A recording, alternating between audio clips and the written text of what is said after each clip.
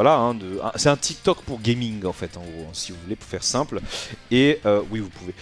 Et en gros, sur FreshCut, vous avez sur l'application, elle participe énormément à Smash en sponsor. Donc Gluto, des événements, même eBay Games je crois aussi, etc. Donc voilà, donc n'hésitez pas à leur envoyer de la force. Et on remercie aussi Predator qui nous aide pour les déplacements en Europe comme d'habitude. Et on est parti pour ce premier match de Wave B. On est revenu en BO3, on est retourné sur PS2 et là du coup on a tenté une espèce de win de neutral avec un Donner qui était un peu fallacieux hein, parce que en vrai de vrai il était pas worse et du coup je vois que Destatic il démarre un peu en gros il gagne une phase et je sais pas, d'un coup il se dit ouais ça c'est une bonne idée et en fait son idée se retrouve d'être une très mauvaise idée parce qu'il se fait punir instant sur Felinferno et c'est pour ça que pour le moment ça se passe mal pour lui.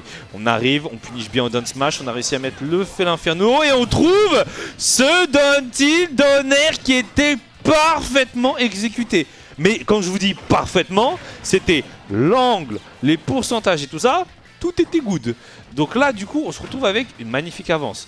Ok, la petite phase de grab qui a été trouvée avec Père Bakker.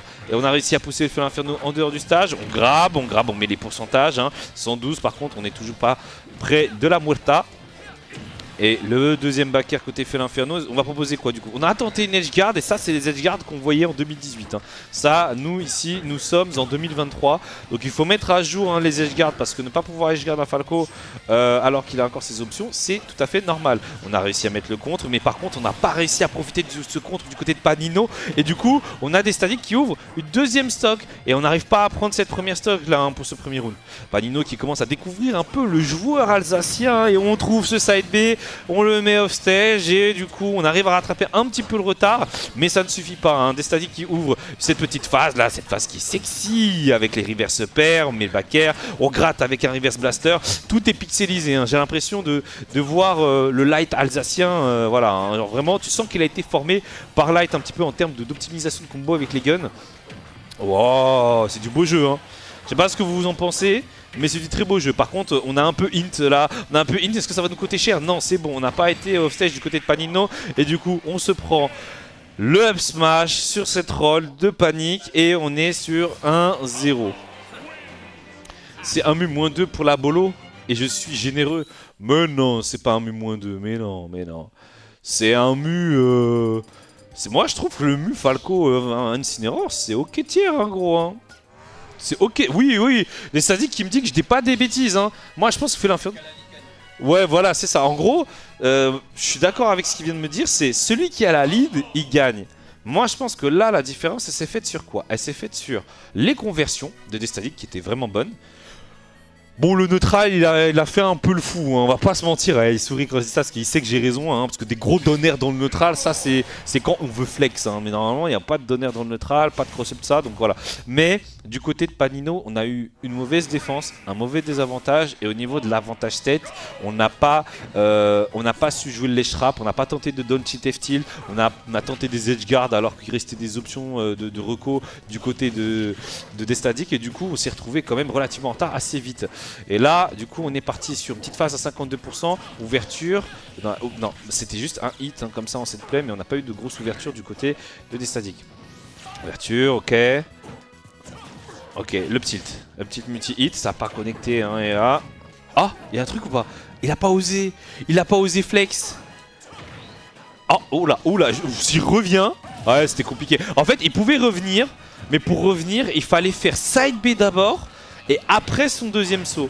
Et le problème de Panino, c'est qu'il a paniqué et du coup il a fait son deuxième saut instant. Alors que s'il faisait side B d'abord, il pouvait deuxième jump et après reverse up B. Et là on avait la possibilité de revenir. Voilà quoi. Ça dépend de la qualité des ingrédients, le mu est pas injouable. Non, le mu n'est pas injouable clairement, mais on est quand même sur, je pense, un joueur plutôt expérimenté, parce que mine de rien, Destatic, bon peut-être que vous connaissez pas trop, mais le joueur, il en a fait des tournois, il a même fait quelques upsets et tout, donc en vrai Panino, il se retrouve quand même sur un tour 1, pas évident pour lui, hein, vraiment. Ah, ok, bien placé. Par contre, les side B, je trouve qu'il les place super bien, Panino, depuis tout à l'heure. Ça fait 3-4 side B qui passent. L'edge guard qui est passé, c'est bien placé, mais le trade n'est pas bon. Il s'attendait pas à se faire toucher. Et du coup, malheureusement pour lui, bah, ça aurait pas été worse alors que l'edge guard était bonne, là, vraiment. Le TK, le double, c'est stream avant le top 8 ou pas? J'en ai aucune idée. On m'a pas fait de brief dessus. Donc je vous avoue que je suis un peu dans l'inconnu. Mais sache que dès que j'ai l'information, je te communiquerai ça avec plaisir, bien entendu. Petite reco, petit mix of reco bien placé hein, du côté de Destadic. Hein.